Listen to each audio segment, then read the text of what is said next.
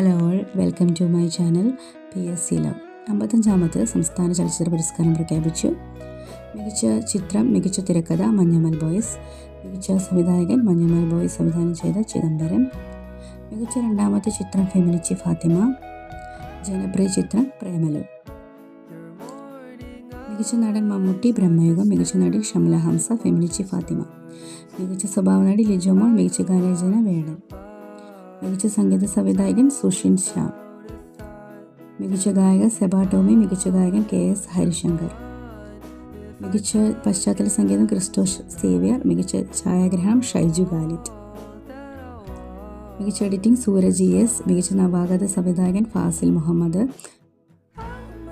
മികച്ച കലാസംവിധാനം അജയൻ ചാലിശ്ശേരി. മികച്ച വസ്ത്രാലങ്കാരം സമീറ സനീഷ്. മികച്ച സ്വഭാവനടൻ Soubin Shahir, Siddharth Bharathan. Thank you for watching.